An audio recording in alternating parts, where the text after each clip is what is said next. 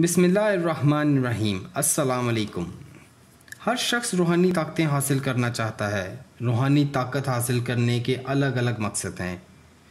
इनको हासिल करने के लिए कोई शख्स चिल्ला काटता है, कोई मुराकबा करना सीखता है, तो कोई तवीज़ बनाना चाहता है, कोई रूहों से मिलना चाहता है, तो कोई जिन्नात से मुलाकात करना चाहता है, कोई फ़रिश्तों से बात करना चाहता है, और कोई अल्लाह तबारक व तआला की खुशनुदी हासिल करना चाहता है। हर वो शख्स जो ये करना चाहता है, इनमें से कुछ लोगों का ख़ास मकसद ऐसी बातें जानना है जो कोई भी नहीं जानता, जिसको ये लोग इल्म गैब कहते हैं, जैसे कि माजी की बातें या मुस्तकबिल का हाल जानना। इन चीज़ों को सीखने के लिए लोग मुश्किल से मुश्किल काम भी कर जाते हैं और अपनी ज़िंदगी का अच्छा खासा हिस्सा इन चीज़ों पर कुर्बान कर देते हैं। नतीजे में कुछ लोग किसी हद तक कामयाब भी हो जाते हैं और कुछ लोगों के हिस्से में सिर्फ वक़्त और सख्त मेहनत का ज़िया आता है।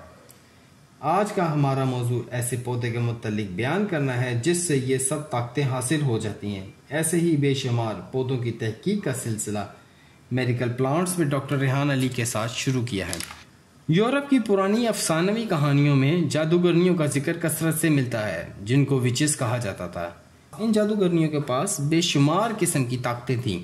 इन ताकतों का राज इनके इस्तेमाल में आने वाले बेशुमार पौधे थे।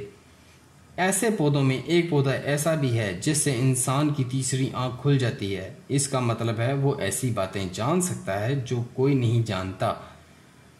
जो भी इस पौधे की जड़ को अपने पास रखे और रोज़ाना इससे अपने हाथ धोए तो इसकी रूहानी ताकत में इजाफा हो जाता है, जिससे वो अपने अंदर के वजदान की गहराइयों में पहुंच जाता है और टैरो कार्ड्स और पेंडुलम के ज़रिए गैब की बातें मालूम करता है। एक मशहूर व मारूफ फिल्म हैरी पॉटर में इस पौधे का जिक्र किया गया है। इन जादूगरनियों का कहना है कि अगर इसके पत्तों को तकिए में रख कर सोएं तो ख्वाब के ज़रिए कुदरत की तरफ से मिलने वाले पैगामात मौसूल होते हैं। इस पौधे का नाम मैगवॉट है। यूरोपियन मिथोलॉजी में इस पौधे की जड़ की शक्ल इंसानों की तरह है, लेकिन हकीकत में इस पौधे की जड़ की शक्ल इंसानों की तरह नहीं है। अगर आप ऐसे पौधों के मुतालिक और जानना चाहते हैं तो हमारे चैनल की प्लेलिस्ट में ज़रूर जाएं। अगर आपको हमारी वीडियो पसंद आई है तो लाइक करें, शेयर करें और हमारे चैनल को सब्सक्राइब करें। दुआओं में याद रखें। अल्लाह हाफिज़।